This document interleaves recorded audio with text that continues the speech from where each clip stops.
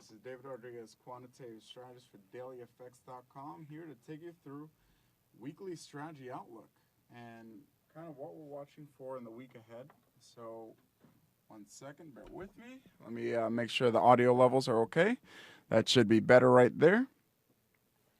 So, like I said, if you're joining me via Twitter, you probably saw what I said as a teaser for the webinar, and that is pretty simply, there's a lot going on this week, and in particular, I have one specific currency in focus. It shouldn't be a major surprise because it's been the biggest mover right now. So let's go ahead and take a look at what we're watching here, what I'm watching here, and why I think the Japanese yen remains the top trade through the foreseeable future. So let me bring up some charts here. And, the most obvious is just looking at a dollar yen chart, period. We're running on the best. Let me put some stats up there for you. We're running on the best consecutive weekly advance since January. Let me switch the time period here. This is our longest. This is now the sixth consecutive week higher for the yen. Obviously, the week isn't over yet, but it would make the biggest week since January 26th, which was when the dollar yen was obviously making that much larger run. The key question is obvious here. Back in November to January, when that streak happened, the dollar yen went from 80 to 92 without seeing a single weekly decline. Isn't to say it didn't see sharp intraday declines and what have you, but the fact is that when the yen really starts to move, it starts to move. So that's basically what I'm watching here. And the dollar yen is a good proxy for the yen, but realistically, and this is something I was talking about last week as well, the best trades remain on the crosses, in my opinion, just because the outlook for the greenback itself, it's a little muddled right now. I talk about it in this today's report, which if you haven't seen it yet, it's right here. Let me drop it into the Cover It Live box. One sec. There it is. So if you haven't seen today's report, there it is. Check it out. I say the Japanese yen is the focus for the week and will likely remain the focus until further notice.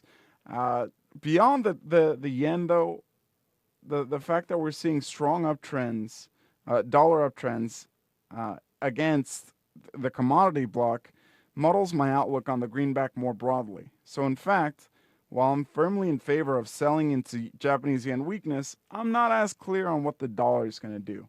So that's why I say, the best trades seem to be in the cross rates, same as last week. I mean, sterling yen. Now, obviously, what goes up must come down, and nothing moves in a straight line by any stretch of the imagination. But the fact remains that we're seeing huge moves, and until it stops, the top is only clear in hindsight. And in fact, something I want to point out from this morning is that if we go here to the Speculative Sentiment Index on Daily FX, log in with your live FXCM account credentials if you have them. If not, you can sign up for a Daily FX Plus subscription. So I want to show you today's SSI report. So I update this with all the charts twice a day. So what I wanted to point out was this. This is a chart of the SSI on the Japanese yen, or the sterling, the British pound versus the Japanese yen right here. And what you see is that traders have remained heavily short the sterling yen basically since it crossed above about the 150 mark back in late August, give or take. And before that, it really started a couple hundred pips before. But realistically, everyone's short. We use SSI as a contrarian indicator to price action. Our sentiment-based trading strategies have consistently bought into sterling yen strength, sold into Japanese yen weakness. Now, what I want to point out is this. Oftentimes, the crowd is right at the turns. That is to say, when everyone is at their most short, that's often when we get an important reversal. And that's something that I talked about a lot um, uh, in October when the euro is making its run towards 138.50 or above 138.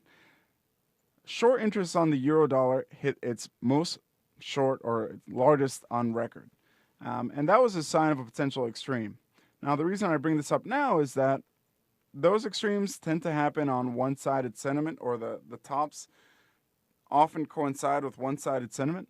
Sentiment is actually relatively normal at these levels, which is pretty surprising. Truth be told, it's just something where uh, we could get a lot more short, and that's not a guarantee that the Japanese yen is going to continue lower, or that the sterling yen is going to continue higher. But that does tell me that the trade might have further room to run. And in fact, you could say much the same for the dollar yen right here. There really isn't much retail selling into this rally, which is frankly surprising. But, you know, until we see a more significant turn in sentiment, I'm not necessarily inclined to call for a major Japanese yen reversal. And in fact, I remain firmly in favor of weakness until we do see that reversal. And finally, I've showed you the sterling yen, dollar yen, and here's the euro yen. I mean, it's the same story. We were actually at much bigger extremes on the euro yen when it crossed above 135, and yet now we're running towards 140, and the SSI is not that one-sided. The fact is that if you look at our sentiment-based trading strategies, and to do so, the best way to do that is, let me just go ahead and get a link from my report up here. So, one second. Let me go back to dailyfx.com, go to my report, and take you here. You click on sentiment-based trading strategies, and you can see that right here in this link, sentiment-based trading strategies available via Mirror Trader. Let me go ahead and clean this link up. One second. Oh wow, this link is a mess. My apologies for the delay. Let me go ahead and get this link for you. One second. So I'll just click on any one of these and look for the link to the SI-based trading strategies here on Mirror Trader. I'll click on that. Log into Mirror Trader. Obviously, if you don't have a login, check out the practice account right there. So once I do that, actually, one second. Once I do that, one sec.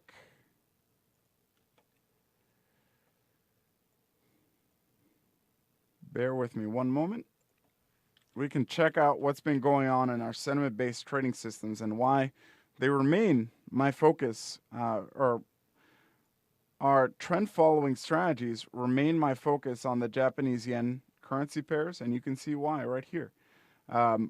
When I click on the strategies box here on Mirror Trader, it gives me the top daily FX trading strategies, and almost all of the top daily FX trading strategies are the trend or breakout following systems on the Japanese yen, or in this case, sterling dollar or euro against the Australian dollar. So let's zone in on the strategy that I keep talking about week in, week out.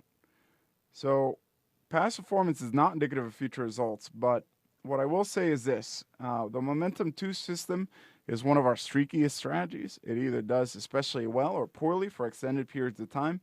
And right now, it's the hot hand. Right now, it's done well. I think it could continue to do well going forward. And in fact, I mean, let me stress that this is well out of the ordinary. But it held, the Momentum 2 system held a sterling yen long position from November 8 to November 26, good for a total of 528 pips. Now, if you could predict that with any reasonable accuracy, you'd be very rich. And obviously, we can't expect that continuation. I mean, but that said, we are seeing, for example, the same strategy bought euro yen from November 8th, held it to November 20th, and is currently holding a position that it started the very next day. I think it could continue to do well, and that's why I like looking at that particular strategy. And like I said, this is a very streaky strategy, so it entered a fairly clear drawdown going to November, October, until market conditions change wildly in its favor, and it's on a win streak right now. Now, again, past performance is not indicative of future results. Just because it's done well doesn't mean it'll continue to do well. But I think general market conditions do favor further Japanese yen weakness. I like trading the strategies until further notice. So you're on the live trading room right now. I realize that some people may not be able to ask questions right now. Let me go ahead and see if I can show you how to get the question and answers box right here. Actually, before I get echo on my, if you don't see this box, Forex Strategy Outlook with David Rodriguez, click on Live Now and click on Forex Strategy Outlook, and that'll bring up the Q&A box right there. Because I noticed by the stats the room's relatively empty, but I don't think that that's actually the case. So go ahead and do that. Robo has a question. David, how do we use SI on yen? During the run-up from 80, dollar yen's SI was mostly positive, and now the SI hardly makes it negative. Are retail traders less wrong on dollar yen? And that's an excellent question, Ribo. The dollar yen has been, to be very honest with you, just a mystery to me. Given the severity of the uptrend in the dollar yen, it was just shocking to me, and it remains shocking to me. And, in case you don't know what Ribo is talking about, let me bring up the chart again from the Daily Effects Plus SI update from this morning. So let me bring up this chart. So what Ribo is talking about is this. Usually the crowd is short into a major rally, long into a major decline. And in fact, we didn't see that in the dollar yen. Actually, most people remained long up until the very top. Obviously, history could repeat itself in that sense, but it's a great question. I mean, why aren't crowds more aggressively going against this yen tumble, dollar yen advance? Real answer is I don't know. And that's why my focus has primarily been the cross rates. And by the cross rates, I'm particularly talking about euro yen and sterling yen, where sentiment has been way more clear. And like I said, I don't really have a good sense of why the SSI or the crowd is not hopping onto this Japanese yen tumble and going against it with the same severity we usually see. But that's more of a reason to pay more attention to the euro yen, sterling yen, and the other yen crosses. I got a question. Will the euro yen and dollar yen go bearish? I don't think so. And Gus says manipulation at its best. Yeah, I mean, clearly that's definitely part of it. I mean, when you have central banks around the world, actually, the European Central Bank is not anywhere near tightening, but when you have the Fed's next move going to be a tightening monetary policy, and the Bank of Japan is extremely likely to keep policy easy for a long period of time, that's going to be a big deal, and that'll remain a big deal going forward. So that's definitely part of it. Now, obviously, that was just as true, 500 pips ago as it is now, so that doesn't guarantee that the yen continues lower, dollar yen higher. But it is one of those things where, in terms of big idea trades, and especially if you're taking a long view on the market, you do want to be on the right side of that trade. And Guest follows up by saying he'll get a Honda soon for free. And yeah, I mean that's part of it. That's a huge part of it. Japan's industry wants a weak yen. Japan's politicians basically took office on weak yen linked policies, so it's just no mystery there. And again, I need to emphasize that this was just as true 500 pips ago on the dollar yen as it is now. So that's not something that if you're trading on a 5-minute chart really matters that much. That said, if you're taking a long view on the market, you do want to be on the right side of the trade. And sure enough, I just think that the dollar yen could continue to rally here over the long run and even in the short term. So I'm out of questions here, so I'll start my customary log off. If you have any further questions that come up a little later, the best way to contact me or anyone on the Daily FX team is Twitter. My handle is right here. So it's an excellent resource for traders. No exaggeration to say that Twitter will often beat our professional and expensive real-time feeds on breaking news. But Ribo says, perhaps exclude Japanese retail traders from dollar yen SSI. Maybe that would make it more accurate. So that's an excellent point, Ribo. But in fact, we already do that. We actually, that's not something I mention frequently, but we exclude Japanese traders as well as most of our Far East traders from most of from the SSI stats that I report. So it's an excellent point and definitely a point taken.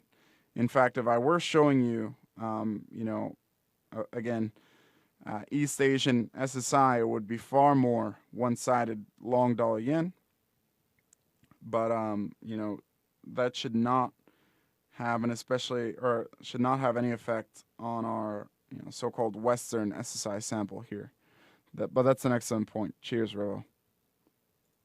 Yeah, exactly. Guest asks, how far can cable go? I don't know. It's a great question. As long as crowds continue to sell and remain short, I'll continue to buy. I don't really have any price targets in mind for cable. I mean, at this point, it's more about trailing stops for me on existing long positions than it is putting on fresh targets because, I mean, the yen is a great example. You could have a set figure in mind, but when these things really get going, they really go. So I don't have any set profit targets in mind for sterling or the yen for that matter. So again, any questions, feedback? Twitter is an excellent resource. Sign up for email updates right here. And actually, I did not send this report, the weekly strategy outlook report, via email. So I will send it out after I'm done here. Let's see. All right. So guest asked a question about the yen. I'll include a link to the archive version of this webinar once I'm done, because that's all I've been talking about today. So I thank you all very much for your time. Best of luck trading, and I'll talk to you soon.